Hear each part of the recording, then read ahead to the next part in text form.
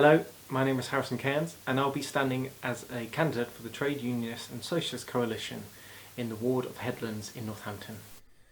I grew up in a council house in Kettering and have lived in Northamptonshire my whole life. A lack of affordable housing and decent employment has been a constant struggle for people like me. Many council houses were brought up and sold. Many new homes built were way out of the price range of low-paid workers. As a crematorium technician, I'm one of the many workers Boris Johnson deemed low-skilled until the pandemic hit. Suddenly I was an essential worker, and as the COVID death toll mounted in Northampton, the pressure on crematoriums increased too. Many essential workers have been praised publicly by the government, but put at unnecessary risk by their workplaces, such as the teachers at Eastfield Academy, sent back to school despite warnings from Unison and GMB that the David Ross Education Trust was putting the safety of staff and pupils at serious and imminent risk. You can put up signs regarding the COVID precautions, but as the report say, they were failing in it drastically, and it was down to the teachers to say no, we're not going back until things were put in place, and these trusts are pushing people to get back to work, all because of some rich people in a boardroom somewhere. Headlands Ward is home to 3 academies that are getting a reputation for underperforming. Western Favours Academy was issued with a pre-termination warning notice in 2016 by the Education Funding Agency. I'm here stood outside Western Favour Academy.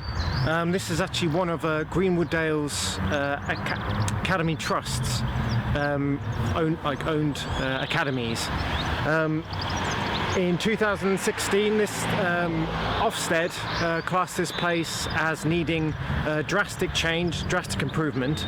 2 years later, it still had the same need to improve its facilities, improve its teaching, improve its results.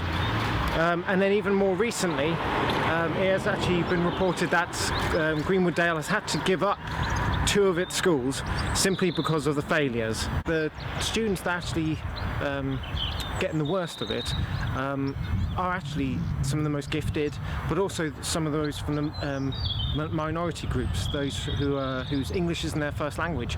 And here in particular, that's 26.4% of the students English is a second language, and they're being failed drastically by their academy, but particularly by their trust.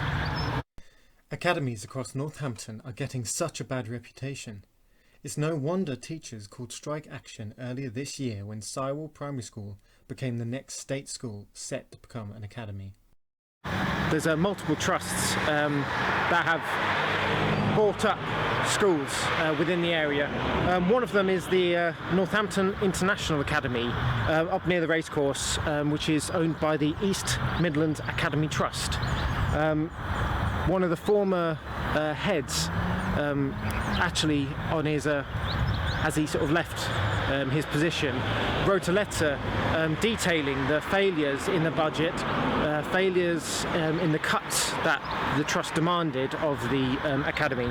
He actually stated in his letter that there was a complete lack of values, of decency from the trust that the school holds so dearly. Northampton should stand as a warning to other councils against privatisation and the use of PFI.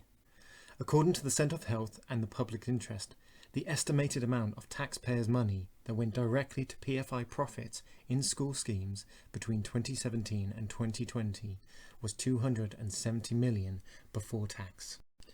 According to the 2018 report, in Northamptonshire County Council, whilst the council has had to make planned cuts of £53 million over the course of the next year, the payments to PFI companies and their profits and dividends have been protected.